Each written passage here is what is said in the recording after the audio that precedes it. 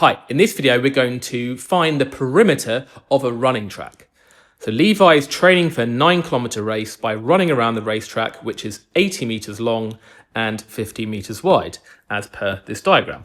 How many complete laps will we need to complete? Now we first need to find the perimeter of the racing track, and then we can use that to work out how many laps he's going to do. Now, what's the best way to find the perimeter of this? Well, let's consider the different lengths and add them together, because the total length around the outside is a perimeter. So we've got this length here and this length here, and they're both 80 meters, aren't they? So that's 80 meters at the top. We've also got 80 meters at the bottom, so we can add those. And then what else have we got? We can see that we also have a half circle here as part of the perimeter and a half length here as well. Now, can you see that when you combine those two halves of the circle, the total length is just one full circle, isn't it? You could just put these two circles together. You could just put these two half circles together to make a full circle. So it's a full circle that's contributing to the perimeter of the racetrack. So let's remind ourselves how we find the perimeter of a circle, which is also known as the circumference. If you had a circle like this and you had the radius of the circle, let's call that radius r, then the circumference, which is just the perimeter of a circle, is equal to 2 multiplied by pi. And remember, pi is just a special constant in maths. It has the value 3.141, etc., etc., etc. But you can find the value on your calculator, and then times by the radius r. And remember, there was an alternative formula that if you knew the diameter of the circle instead, so the diameter is the distance from one end of the circle to the opposite end that goes through the center, then we could also use pi times the diameter. So those are two different formulas for the circumference of a circle. So let's find the total perimeter here. The total perimeter of the track, let's call it P, is equal to, well, we've got that straight length of 80 at the top plus the 80 at the bottom. So we've got 80 plus 80. Plus, we've got this full circle here.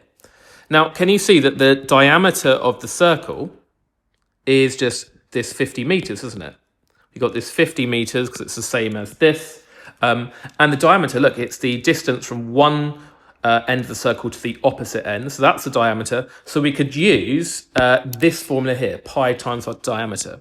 So you've got pi multiplied by the diameter of 50, and everything's in meters at the moment.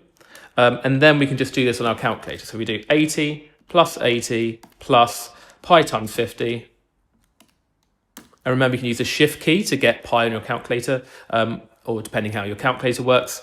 And then I get, as a decimal, 317.0796 meters. I'm not rounding too much yet because I don't want to get any rounding errors. So that's in meters.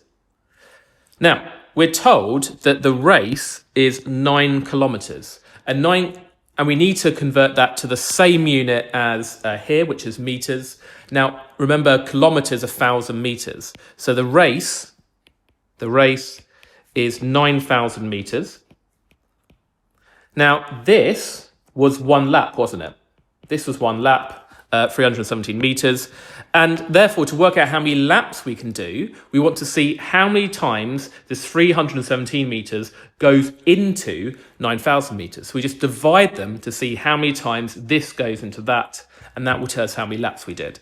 So let's do that. The number of laps is equal to 9,000 divided by 317.0796. If I do that, I get 28.38 laps. So how many complete laps? Well, you're going to do 28 complete laps, and that is the final answer.